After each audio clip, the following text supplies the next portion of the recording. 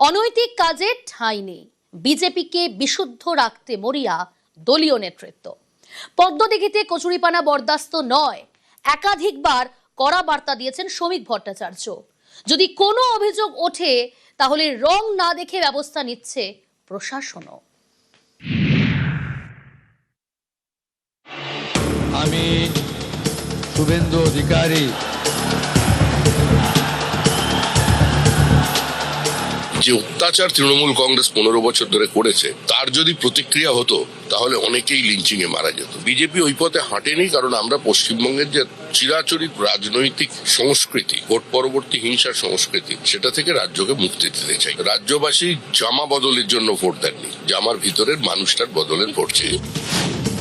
Spiderman সিনেমার সেই বিখ্যাত সংলাপ, with great power comes great responsibility. ক্ষমতা বাড়লে দায়িত্বও বাড়ে। বাংলায় ক্ষমতায় বিজেপি, ক্ষমতায় এসে থেকেই কর্মীদের দায়িত্বের কথা বারবার মনে করিয়ে দিচ্ছেন বিজেপির রাজ্য সভাপতি শ্রমিক ভট্টাচার্য। লক্ষ্য একটাই, যেভাবে হোক বিজেপির বিশুদ্ধতা বজায় রাখা। 15 দিনের চূড়ান্ত সময়সীমা দেওয়ার পর এবার সরাসরি বিজেপি রাজ্য সভাপতি শ্রমিক ভট্টাচার্যের বার্তা, নিচু তলায় কোনো রকম বিচ্যুতি বরদাস্ত করা হবে না। কোন রাজনৈতিক দল এখনো পর্যন্ত তৈরি হয়নি যার সামান্যতম বিচ্যুতি না থাকে। 3 মাস হতে চলল তৃণমূলকে সরিয়ে রাজ্যের ক্ষমতায় বিজেপি। এরই মধ্যে জেলায় জেলায় বিজেপি নেতা ও কর্মীদের একাংশের বিরুদ্ধে নানা অভিযোগ উঠতে শুরু করেছে, বিশেষ করে তোলাবাজির অভিযোগ। পূর্ব বর্ধমানের কাটোয়ায় চাকরি পাইয়ে দেওয়ার নামে 5 লক্ষ টাকা চাওয়ার অভিযোগে বিজেপির বেশ কয়েকজন নেতার নাম জড়িয়েছে। বেহালার সরসুনাতেও তোলাবাজির অভিযোগ উঠেছে বিজেপি নেতার বিরুদ্ধে। পলিটিক্যাল ফোর্সের মধ্যে কেউ যদি গোলমাল করেন তো তার বিরুদ্ধে ব্যবস্থা নেওয়াটা সেই পার্টির প্রায়োরিটি হওয়া উচিত। জরিমানা ধার্য করবার ক্ষেত্রে বিজেপির লোকাল স্তরের বেশ কিছু নেতারা যে ভূমিকা পালন করছেন, বিধানসভা ভিত্তিক কারা এই ধরনের জরিমানা ধার্য করছেন, কারা তোলাবাজি করছেন, আমাদের কাছে যতটুকু তথ্য আছে আমরা রাজ্য প্রশাসনের প্রধানের কাছে ডেফিনেটলি সেটা দিয়ে দেবো। যেখানে বিচ্যুতি দেখা যাচ্ছে সেখানে দলীয় সংগঠনের পক্ষ থেকে ব্যবস্থা নেওয়া হচ্ছে এবং রাজ্যের মুখ্যমন্ত্রী শুভেন্দু অধিকারী তিনি প্রথম দিন থেকেই কঠোরভাবে এটাকে দমন করার চেষ্টা করছে। রং না দেখে কাজ করার বার্তা দিচ্ছে প্রশাসনও। কড়া মনোভাব দেখাচ্ছে বিজেপির শীর্ষ নেতৃত্ব। বিভিন্ন অনিয়মের অভিযোগে অন্তত 22 জন নেতা ও কর্মী সাসপেন্ড। শোকজ করা হয়েছে অনেককে। তোলাবাজি বন্ধ করতে কোর কমিটির বৈঠকেও সবাইকে সমঝে দেওয়া হয়েছে বলে সূত্রের খবর। তোলাবাজি বন্ধে প্রচার চালাচ্ছে ভারতীয় মজদুর সংঘ। 4 তারিখের পরেও যারা বিজেপি হয়েছে বা আগে থেকেও যারা বিজেপি আছে, কেউ কোনো দলের যদি লোক এসে আপনাদের কাছে তোলাবাজি করে বা সিন্ডিকেট চালাবার কথা বলে বা ভয় দেখায়, আমাদের দপ্তরের হেল্পলাইন নাম্বার আছে, আমার ফোন নাম্বার সবার কাছে আছে, কিন্তু খবরটা আমাদের কাছে দিন। আমাদের কাছে খবর এলে আমরা অ্যাকশন নেব। বিজেপি ক্ষমতায় আসার পর তৃণমূলের বিভিন্ন স্তরের নেতাই ডিম আক্রমণের মুখে পড়েন। এভাবে ডিম ছোড়াকে একেবারেই মেনে নেননি বিজেপি নেতৃত্ব। প্রথম দিন থেকেই নিন্দা করেছেন।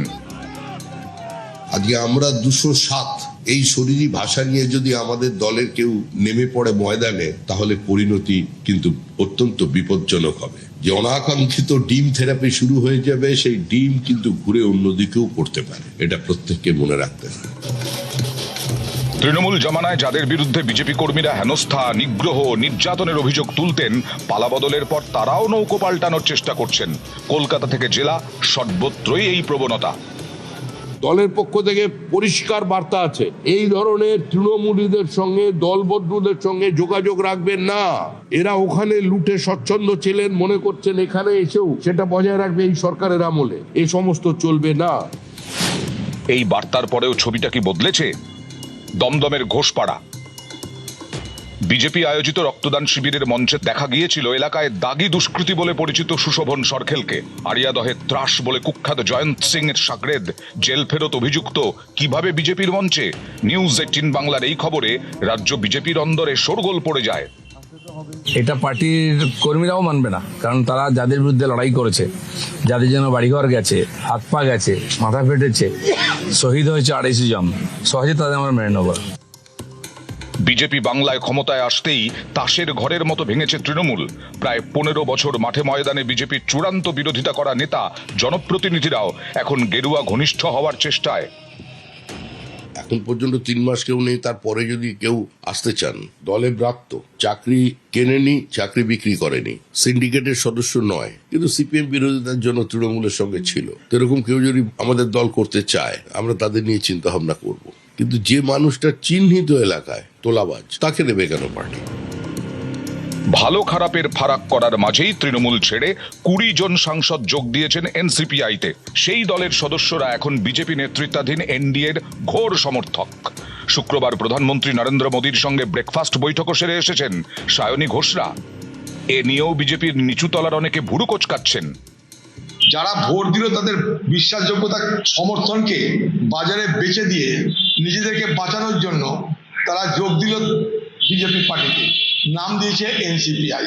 যে মোদির ঘরে গিয়ে খাচ্ছে, ম্যারেজ না করে লিভিং টুগেদার করে, এগুলো সেই কেস। পলিটিক্যাল পলিউশন সৃষ্টি করছেন কারা? এক প্রতীকে জিতলেন, অন্য প্রতীকে চলে যাচ্ছেন, শুধু শক্তি সঞ্চয় করছে বিজেপি। বি টিম কি সবটাই বিজেপি? এনসিপিআই একটা রাজনৈতিক দল, তারা ওখানে গেছেন এবং তাদের পারিবারিক সমস্যা, তাদের সুখ দুঃখ, তাদের হাসি কান্না, তাদের কথা ব্যথা, তারা তো এনডিএতেই শেয়ার করবে। নিউজ 18 বাংলা।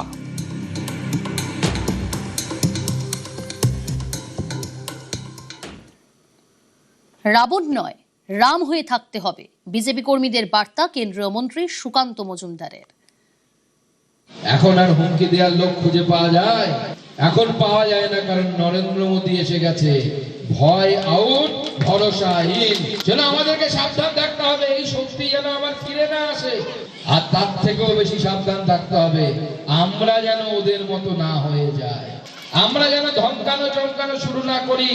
তাই আমি আপনাদের এখানে সাধারণ কর্মী, আমাদের বুথের কর্মী আছেন, তাদেরকে আমি বারবার বলছি, হাত জোর করে বলছি, তৃণমূল কংগ্রেস হয়ে যদি আমরা হয়ে যাই, তাহলে আমাদের দাম এই সমাজে থাকবে না। আমাদেরকে রাম হয়েই থাকতে হবে, আমাদের রাবণ হওয়া চলবে না, আমাদের রাম হয়েই সমাজের সামনে যেতে হবে। রেশন ডিলারদের কড়া বার্তা খাদ্যমন্ত্রীর, বাগদায় বার্তা খাদ্যমন্ত্রী অশোক কীর্তনিয়ার। পচা সামগ্রী যেন না দেওয়া হয়, সমস্যা দেখতে ফুড ইন্সপেক্টর যাবে, দুর্নীতির সঙ্গে কোনো রকম কোনো আপোষ নয়, বললেন অশোক কীর্তনিয়া।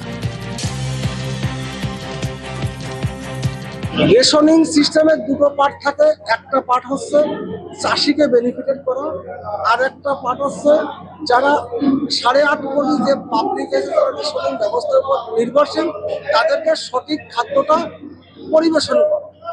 আমাদের মূল উদ্দেশ্য এটা। সেই জায়গায় যদি কোনো বাধা বিপত্তি আসে, যত বড় নেতাই হোক, যত বড় দালাল হোক, করে হোক, মাপ কিন্তু কেউ পাবে না। এটা আমার দৃঢ় প্রতিজ্ঞা আমি আপনাদের বলবো। দেখুন, খারাপ মালটা অ্যাকচুয়ালি আসে গোডাউন থেকে। বিগত দিনে এত বড় একটা নেক্সাস তাদের তৈরি করা সিস্টেমে গোডাউনে খারাপ মালটা ঢুকে আছে। আমার বক্তব্য, যারা ইন্সপেক্টররা খারাপ মাল ঢুকিয়েছে, ঢুকে ভেবেছেন মাপ পেয়ে যান, মাপ কেউ পাবেন না।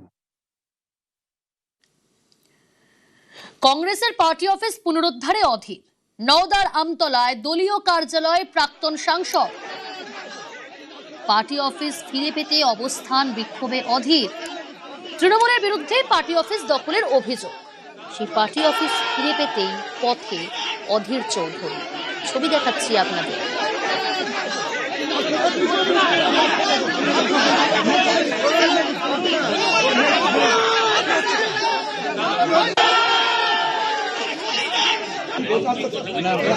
আপনি বলছেন আমাদের পজিশনে নাই, তাই তো?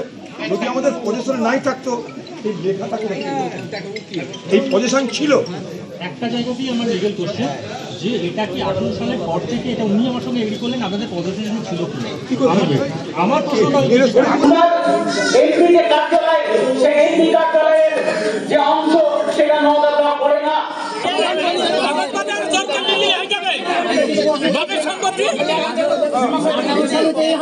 কার্যালয়ের সামনেই অবস্থানে বসলেন কংগ্রেস নেতা অধীর রঞ্জন চৌধুরী। কংগ্রেসের পার্টি অফিস পুনরুদ্ধারে অধীর, নওদার আমতলায় দলীয় কার্যালয় প্রাক্তন সাংসদ। পার্টি অফিস ফিরে পেতে অবস্থান বিক্ষোভে অধীর। এই পার্টি অফিস তৃণমূলের বিরুদ্ধে পার্টি অফিস দখলের অভিযোগ। পার্টি অফিস ফিরে পেতেই পথে অধীর চৌধুরী। প্রণব রয়েছে আমার সঙ্গে। প্রণব, অধীর রঞ্জন চৌধুরী তিনি অবস্থান বিক্ষোভে বসে পড়লেন, দেখা যাচ্ছে অবস্থানে বসলেন ওই পার্টি অফিসের সামনে। কি দাবি করছেন তিনি? দেখো, দীর্ঘদিন ধরে এই নওদার যে আমতলায় যে পার্টি অফিসটি দীর্ঘদিন এবং কংগ্রেস কর্মীদের কাছেই সেই সমস্ত দলিলপত্র সবই রয়েছে, কিন্তু যখন নওদার বিধায়ক ছিলেন আবু তাহের খান, তারপর তিনি যখন তৃণমূলে যান তখন তিনি এই পার্টি অফিসটির দখল ছাড়েননি। এবার যেহেতু পালাবদল হয়েছে, তারপরেই কিন্তু কংগ্রেস কর্মীরা সেই পার্টি অফিসকে ফিরে পেতে কিন্তু বদ্ধপরিকর। এরপরে কিন্তু আজকে অধীর চৌধুরী যান এবং কংগ্রেস কর্মীরা যান এবং সেই পার্টি অফিসে দখল নেয়ার জন্য, কিন্তু বিশাল পুলিশ বাহিনী আছে। তারপরে পুলিশের সঙ্গে ঝামেলা হয়, প্রায় ঘন্টা 4 ধরে তিনি ধর্নায় বসে পড়েন। তারপর পুলিশের সঙ্গে কথা বলার পর দিন 5 সময় দিয়েছেন, তার মধ্যে কংগ্রেস কর্মীদেরকে সেই পার্টি অফিসের দখল নেওয়ার জন্য ব্যাপারে আশ্বাস দেওয়ার পরে কিন্তু অধীর চৌধুরী ফিরে আসেন এবং যদি পুলিশ কোনো ব্যবস্থা না নেয় তাহলে আবার তিনি সেই পার্টি অফিসের দখল নিতে যাবেন বলে কিন্তু হুঙ্কারও দিয়ে আসেন পুলিশের কাছে। কতদিন ধরে অভিযোগ এই পার্টি অফিস দখল করে নেওয়া তৃণমূলের বিরুদ্ধে? কতদিন আগে দখল হয়েছে? কি দাবি করা হচ্ছে কংগ্রেসের তরফ থেকে? প্রণব, দেখো, যে সময় সরকারে আসে এক সময় নওদার বিধায়ক ছিলেন আবু তাহের খান, কংগ্রেসের বিধায়ক ছিলেন, সেই সময় কিন্তু সেই পার্টি অফিস তৈরি করা হয়েছিল। তারপর যখন তিনি তৃণমূলে আসেন তারপর থেকে কিন্তু সেই পার্টি অফিসটা তার তৃণমূলের কার্যালয় তৈরি করে নিয়েছিল, কিন্তু যে সমস্ত কাগজপত্র পার্টি অফিসের দলিল সমস্ত কিছুই কিন্তু কংগ্রেস কর্মীদের কাছে ছিল। তারপরে কিন্তু যেহেতু পালাবদল হয়েছে এবং আবু তাহেরও ঠিক মতন ভাবে আর পার্টি অফিসে ঢোকেন না, সেই কারণে কিন্তু কংগ্রেস কর্মীরা সেই পার্টি অফিস তাদেরকে ফিরিয়ে দেওয়ার দাবি জানাতে থাকে এবং অধীর চৌধুরী আজকে কিন্তু সেই পার্টি অফিসের দখল নিতে গিয়েছিলেন। তারপরে কিন্তু অধীর চৌধুরী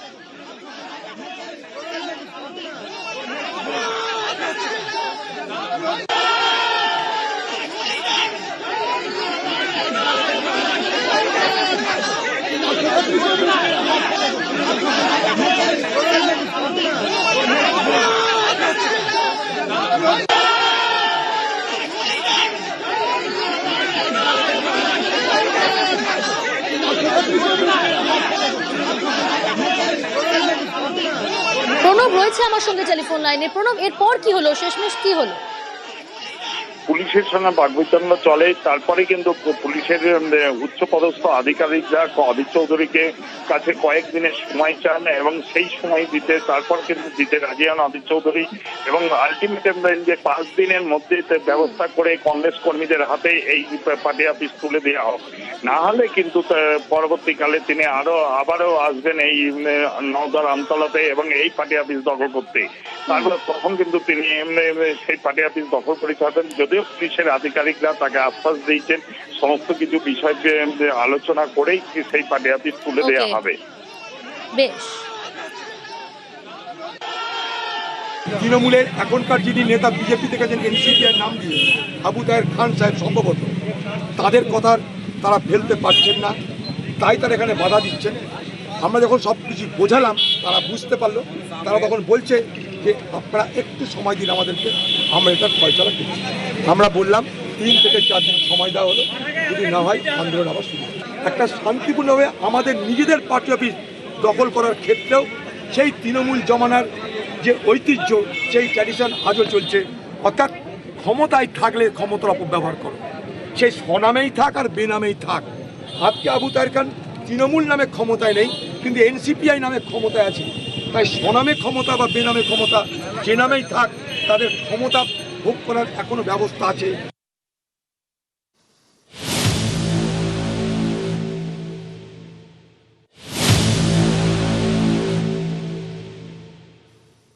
ভবানী ভবন থেকে অভিষেকের বাড়িতে সুমিত রায়।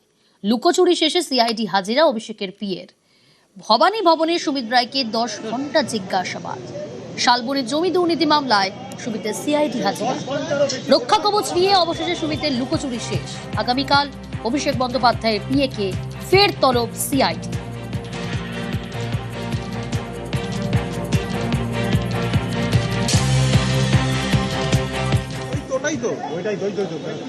শালবনীতে দেদা সরকারি জমি দখল করে বিক্রির অভিযোগ। এই মামলাতেই শালবনী থানার পুলিশ সুমিত রায়ের খোঁজ শুরু করে। 13ই জুন সুমিতের খোঁজে কালীঘাটে অভিষেকের বাড়িতেও পৌঁছেছিল শালবনী থানার পুলিশ। আজ ভবানী ভবনে সিআইডির ম্যারাথন জিজ্ঞাসাবাদ, আর সেই ম্যারাথন জিজ্ঞাসাবাদের পর সেই অভিষেক বন্দ্যোপাধ্যায় বাড়িতে গেলেন তার পিএ সুমিত রায়।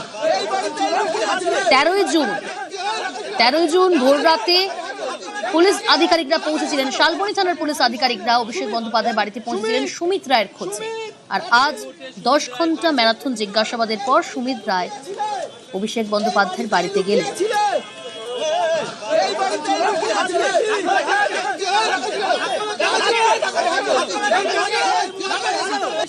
ম্যারাথন জিজ্ঞাসাবাদের পর সেই অভিষেক বন্দ্যোপাধ্যায়ের বাড়িতে গেলেন সুমিত রায়। সুমিত রায়কে জিজ্ঞাসাবাদ করলেই উপরের কানেকশন সামনে আসবে তো বিরোধী দলনেতা ঋতব্রত বন্দ্যোপাধ্যায়।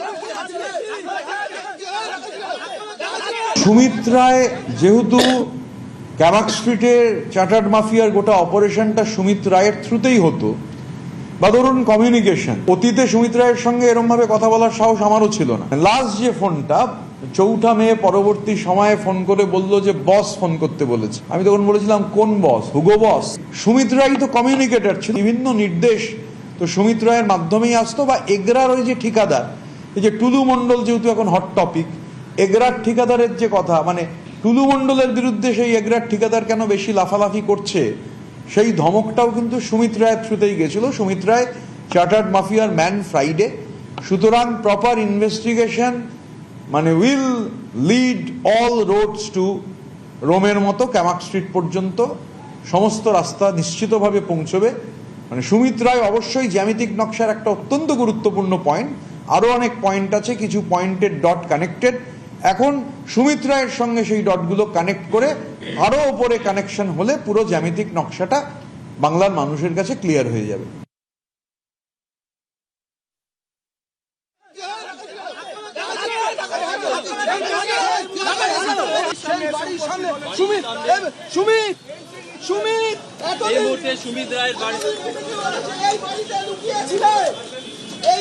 পালিয়ে পালিয়ে এতদিন ধরে বেরোচ্ছিল, কারণ অভিষেক ব্যানার্জির এই যে পুরো সাম্রাজ্যের মূল চাবিকাঠি হচ্ছে সুমিত রায়।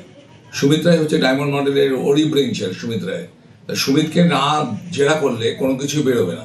আশা করি যে তদন্তকারী সংস্থাগুলো জেরা করে ভাইপো সাম্রাজ্যের পুরো নথিপত্র উদ্ধার করতে পারবে এবং কোথায় ও টাকা জমিয়ে রেখেছে, কোথায় কোথায় বিদেশে কোথায় কোথায় কি কি কিনেছে স্টেট এবং আপনার কি কি ওরা ক্রিমিনাল অ্যাক্টিভিটিস সব কিছুই বেরোবে। সুমিত রায় অভিষেক ব্যানার্জির এই ডায়মন্ড মডেলের ফলে সব থেকে ক্ষতিগ্রস্ত হয়েছে আমাদের এই ডায়মন্ড হাওয়ার বাসীরা। আমার তো এখন ভরসা রয়েছেই, তদন্তকারী সংস্থাগুলো ভরসা রয়েছে। আশা করবো যে এই যে প্যান্ডোরা বাক্সটা যেটা আমি ওপেন করেছিলাম সেটার ভেতরে কি কি আছে সমস্ত কিছু বের হবে সুমিত রায়কে জেরা করার পরে।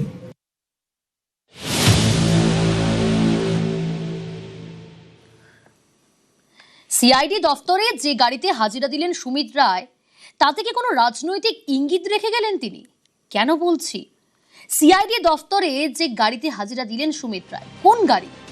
সুমিতের গাড়ির রেজিস্ট্রেশন কালীঘাটের ঠিকানায়, 30 হরিশ চ্যাটার্জি স্ট্রিটের ঠিকানায় গাড়ির রেজিস্ট্রেশন। আর এই ঠিকানায় মমতা বন্দ্যোপাধ্যায়ের বাড়ি।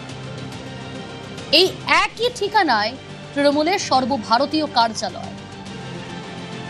সুমিতের গাড়ি ব্যবহারে কিসের ইঙ্গিত? টিএমসির সঙ্গে ঘনিষ্ঠতা বোঝাতে এই দলের গাড়ি ব্যবহার সুমিতের, নাকি মমতার লোক বোঝাতেই দলের গাড়িতে সুমিত?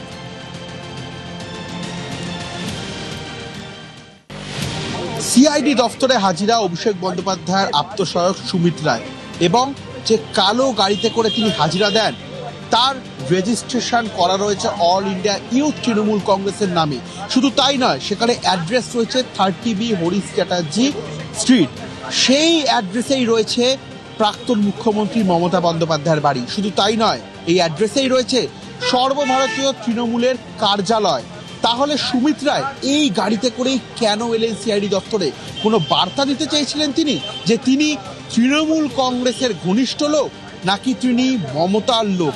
এটাই বোঝাতে কি আজ এই কালো গাড়িতে করে সিআইডি দপ্তরে তিনি এলেন এবং শুধু আসেননি, ঠিক সেই গাড়িতে করেই তিনি বেরিয়ে সরাসরি অভিষেক বন্দ্যোপাধ্যায়ের বাড়িতে প্রবেশ করলেন। কি বোঝাতে তাহলে এই গাড়ি করে সিআইডি দপ্তরের সুমিত রায় কোনো ইঙ্গিত রেখে গেলেন তিনি?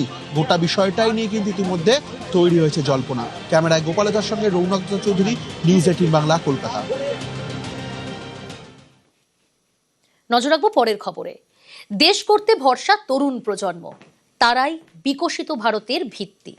দিল্লি আইআইটির 57তম সমাবর্তন অনুষ্ঠানে জেন জিকে এবার বার্তা দিলেন প্রধানমন্ত্রী নরেন্দ্র মোদী। आपकी भूमिका बहुत बड़ी है। देश का युवा जितना सशक्त होगा उतना ही देश सशक्त होगा, और बड़ी जिम्मेदारी के साथ और बड़ी उम्मीदों के साथ देश आप जैसे युवाओं की ओर देख रहा है। देश করতে জেন জিকে পাশে চাই। দিল্লি আইআইটি সমাবর্তন অনুষ্ঠান। শনিবার এই মঞ্চ থেকেই জেন জির উদ্দেশ্যে বার্তা দিলেন নরেন্দ্র মোদী। রাজধানীতে ছাত্র যুব আন্দোলনের পরে এই প্রথম কোনো অনুষ্ঠানের মঞ্চ থেকে প্রধানমন্ত্রীর বার্তা। जब जब बदलाव का दौर आता है तब तब चुनौतियां भी आती है और नए अवसर भी पैदा होते हैं। दुनिया बदलेगी, टेक्नोलॉजी भी बदलेगी, लेकिन इन सब के बीच जो सीखेगा वो जीतेगा। आईआईटी की परीक्षा में सिलेबस होता है, लेकिन जिंदगी की परीक्षा में सब कुछ आउट ऑफ सिलेबस होता है। দেশ জুড়ে বড় ইস্যু কর্মসংস্থান। কবে মিলবে চাকরি? কবে হাতে আসবে প্রথম মাসের বেতন? জেন জির মন বুঝতে মোদির মন কি বাত। चीप से लेकर के शीप तक सब कुछ यहीं पर आप ही के हाथों से बनेगा। নিটের প্রশ্নফাঁস কাণ্ডের প্রতিবাদে দিল্লিতে আন্দোলনের মুখ ছিলেন জেনজিরা। সেই জেনজিদের বার্তা দিতে এতদিন সোশ্যাল মিডিয়াকে ব্যবহার করেছেন প্রধানমন্ত্রী। कि बचपन में गलतियां होती हैं और बचपन में गलतियों से सुधरने का अवसर भी होता है, और यही तो बचपना है। देशव्यापी सभी राज्यों में भी और केंद्र में भी शिक्षा पद्धति में सुधार अनिवार्य हो गया है। टेक्नोलॉजी के भरपूर उपयोग की आवश्यकता हो गई है। नया कानून बनाने की दिशा में भी आगे बढ़ रहे हैं, लेकिन हमें भविष्य के लिए सोचना है। हमारी परीक्षा पद्धति विश्वस्त हो, हमारी परीक्षा पद्धति ट्रांसपेरेंट हो, हमारी परीक्षा पद्धति में सबसे ज्यादा टेक्नोलॉजी का उपयोग हो। বৃহস্পতিবার মুম্বাইয়ে জেনজিদের মুখোমুখি হন আরএসএস প্রধান। कितनी सही है नहीं है मुझे मालूम नहीं, लेकिन मुझे अगर आंख मूंदकर विश्वास रखने के लिए कहा तो मैं जैन जी पर विश्वास रखूंगा। जैन जी अगर एजुटेशन कर रही है तो इंटरनेशनल तो है नहीं, अपने लोग हैं, अपनी नेक्स्ट जनरेशन है। এদিন জেনজিদের মুখোমুখি নরেন্দ্র মোদী। সবারই নজর এখন জেনজিদের দিকে। কেন্দ্রীয় স্বাস্থ্য ও পরিবার কল্যাণ মন্ত্রক এবং নির্বাচন কমিশনের দেওয়া পরিসংখ্যান বলছে 2029-এ জেনজির সম্ভাব্য সংখ্যা হবে 35 কোটি, যা মোট জনসংখ্যার প্রায় 34%। এর সঙ্গে মিলেনিয়ালস 33 কোটির বেশি, যা মোট জনসংখ্যার 32%। 2029-এর নির্বাচনে এই 66% ভোটই বড় ফ্যাক্টর। बातें बिना सोचे समझे स्वीकार कर ली जाती हैं, जरा उन्हें परखिए, उन पर सवाल उठाइए, लेकिन सिर्फ सवाल पूछकर मत रुकिए, उनका समाधान खोजने का साहस भी रखिए। आपके हर निर्णय का आधार ये भी होना चाहिए कि इससे देश को क्या फायदा होगा। নিউজ 18 বাংলা।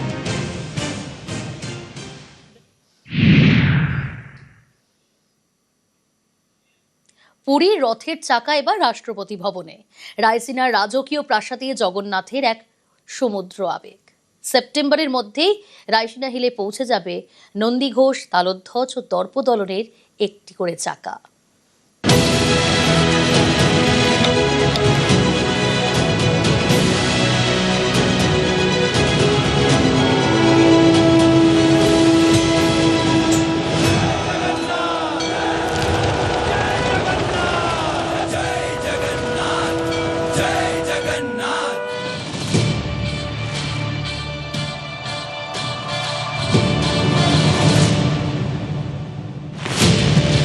এবার রায়সিনার দিকে গড়াতে চলেছে পুরীর রথের চাকা।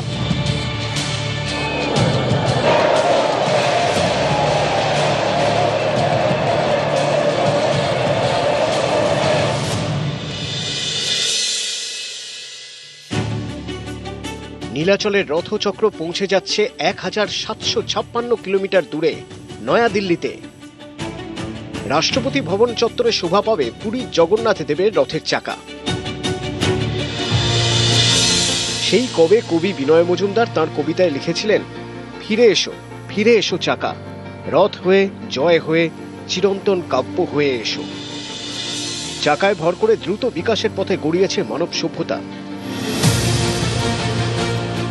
আর এবার পুরীর রথের চাকায় ভর করে রাষ্ট্রপতি ভবনে জায়গা করে নিতে চলেছে ওড়িশা তথা দেশের অন্যতম সাংস্কৃতিক ঐতিহ্য।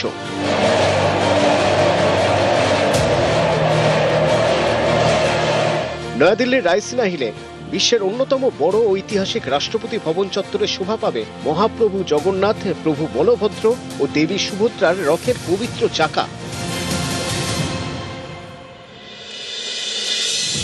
রাষ্ট্রপতি দ্রৌপদী মুর্মু ওড়িশারই মেয়ে, ময়ূরভঞ্জের উপরবেড়া গ্রামের, দেশের প্রথম আদিবাসী রাষ্ট্রপতি। রাষ্ট্রপতি ভবনে দেশের ইতিহাস, সংস্কৃতি ও ঐতিহ্যের বহু মূল্যবান স্মারক, শিল্পকলা সংরক্ষিত রয়েছে।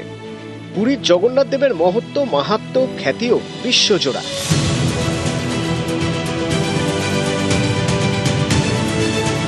অনেকের কাছেই পুরী মানেই প্রভু জগন্নাথের রথযাত্রা।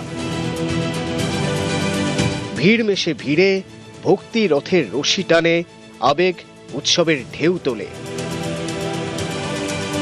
রাজপথে নেমে আসেন জনতার ঈশ্বর। দেশ তথা আন্তর্জাতিক মহলে ব্র্যান্ড ওড়িশার সঙ্গে ওতপ্রোতভাবে জড়িয়ে পুরীর এই রথযাত্রা। এই রথের চাকা যদি রাষ্ট্রপতি ভবন চত্বরে ঐতিহ্যের স্মারক হিসেবে রাখা হয়, সেই অনুরোধ জানিয়ে প্রস্তাব যায় রাষ্ট্রপতি দ্রৌপদী মুর্মুর কাছে। চিঠি দিয়ে অনুরোধ জানায় পুরী শ্রীমন্দিরের সেবায়েতদের সংগঠন।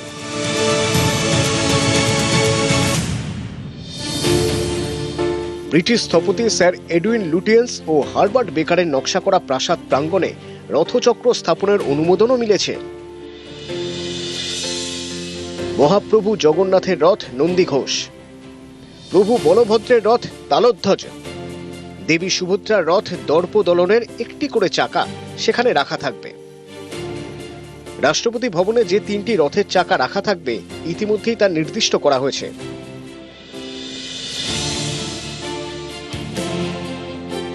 রাষ্ট্রপতি ভবনে গিয়ে দেশ বিদেশের ভিভিআইপি প্রতিনিধিরা যেখানে রাষ্ট্রপতির সঙ্গে দেখা করেন, সেখানেই পুরীর 3টি রথের চাকা রাখার কথা।